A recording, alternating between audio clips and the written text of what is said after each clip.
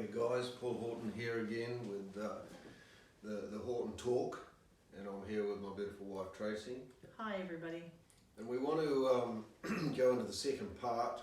Last week we spoke on no compromise, and that was no compromise in our values and our beliefs.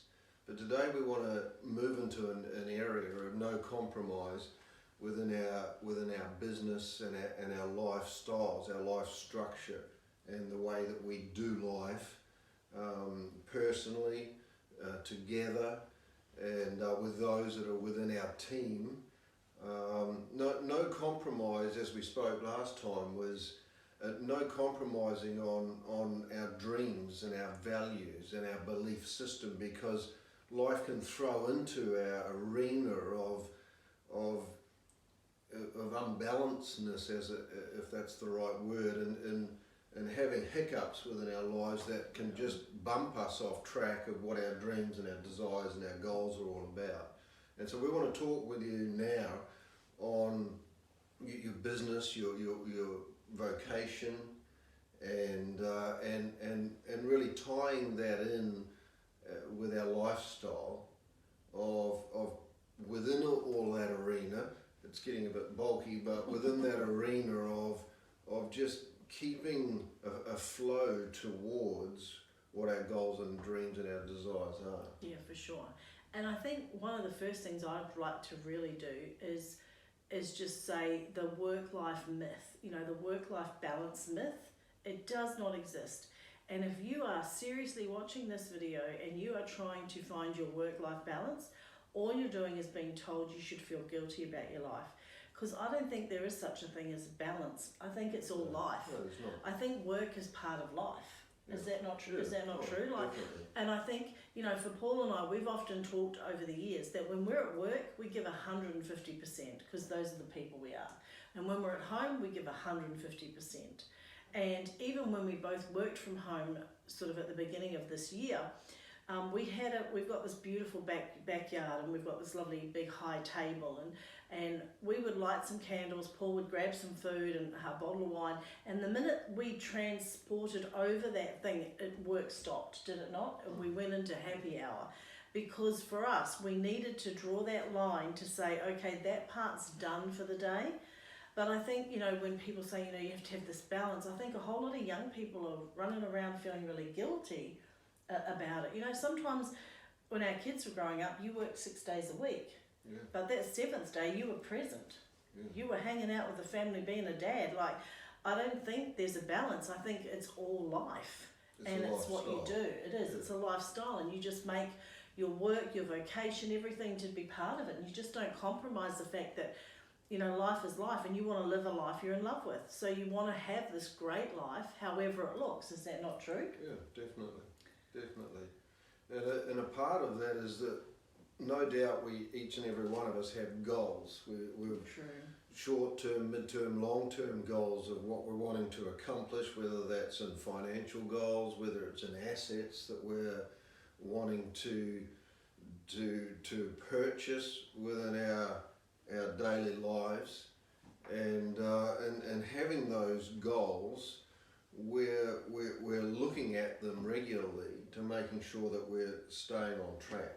Mm-hmm. Because life has this habit of wanting to put pressure on us in one area, and so when that pressure comes, it's like the tyranny of the urgent, and we start putting our energy too much energy towards one thing and neglecting another.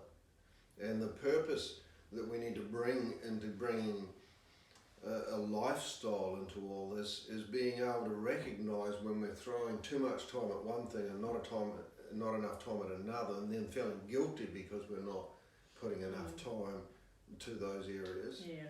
And again, it's, as Tracy said, it's not trying to find a balance, but it's having a lifestyle that flows into all of these areas of our lives, so that we're not feeling guilty, or that when something jumps in our way, that we recognize it for what it is, and put the right amount of time to that, but then move on and making sure we're staying in line with our goals and purposes. Yeah.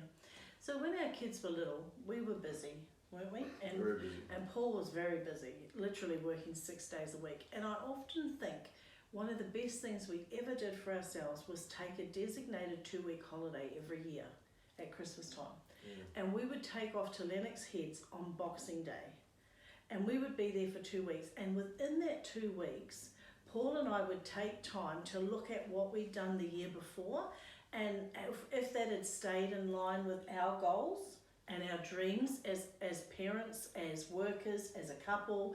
You know, had we paid off the house like we thought we would, had we bought the second car, had we put the kids into private schools, could we? And then after we'd looked at that and said, you know what, we've done okay. Some years we thought we haven't done okay.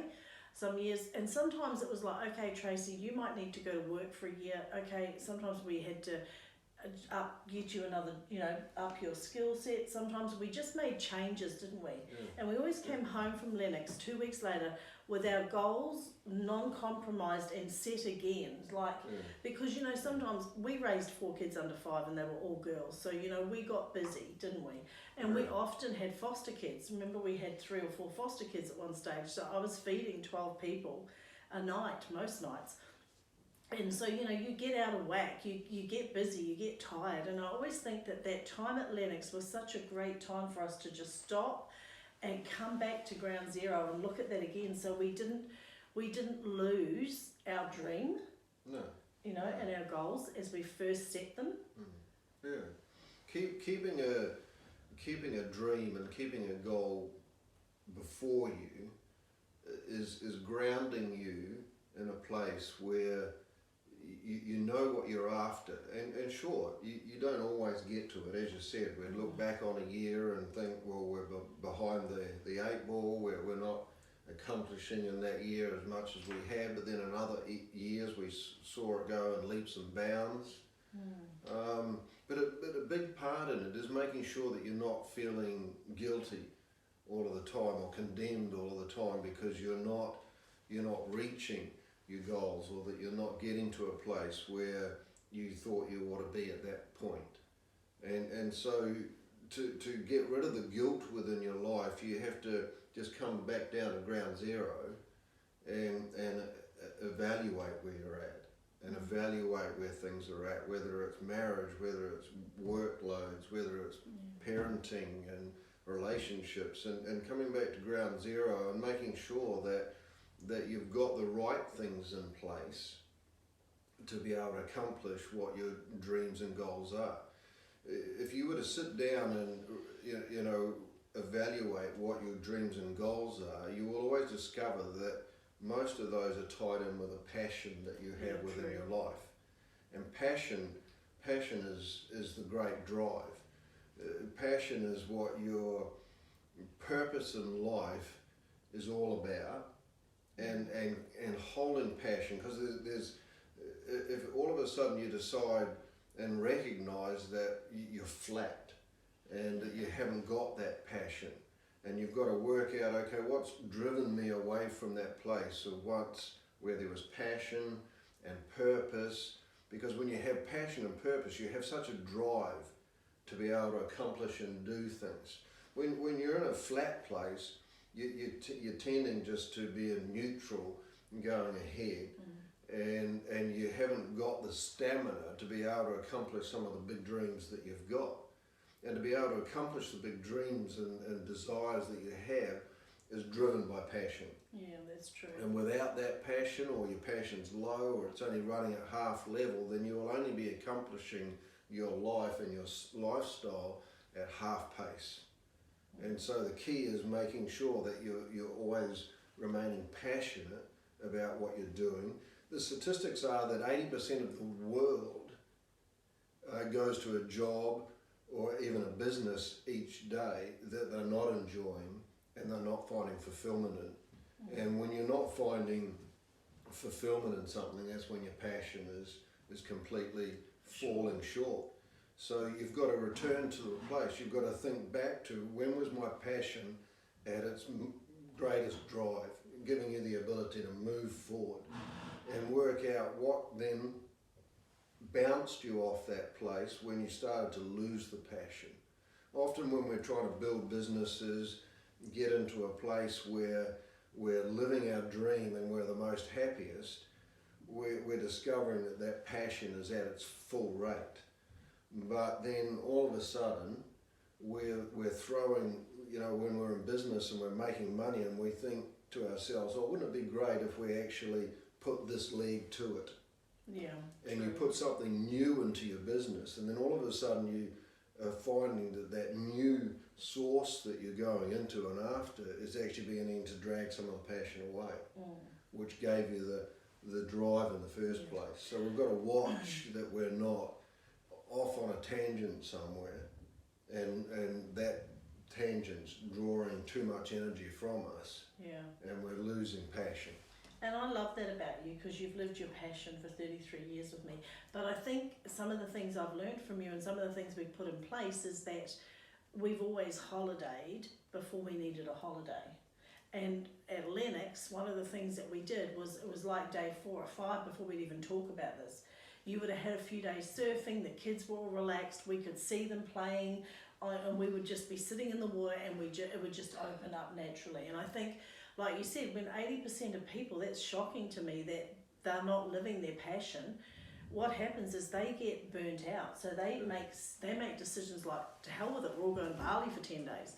Then they blow the budget. Then they've got to come back to that job or that business they hate. Pressure. And it just rolls on.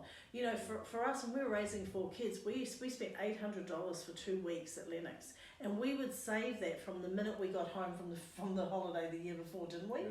Because you know, you could put $100 down if you wanted the same site. We camped because we couldn't afford a hotel, but we made sure that it ticked all the boxes, so we relaxed and our passion was at its fullest, and our passion could come out again.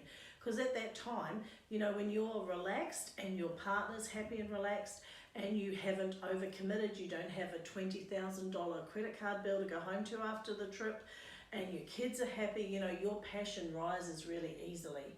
And I think that's the important thing, is that people just get in this rut. And I feel for you if you're in that rut, and I really do encourage you to pull out your passion and to step out and to just go somewhere. I know sometimes, even now, Paul and I start in January and we've got 6 months, then we sit down again in July and we book holidays long before we need them, because there's no point in getting burnt out. No, Is there? definitely Because not. your passion just dips so fast. So the challenge that we want to leave with you is that it just taking some time out in your everyday schedule, even if it's 5 minutes, 10 minutes, and just begin to dream again, begin to draw out of that passion within your life, draw out that thing that makes you tick, and brings you to a place of great joy and happiness within your life. So we want to leave that with you today. Yeah. Thanks for listening to us again. See you later. Bye.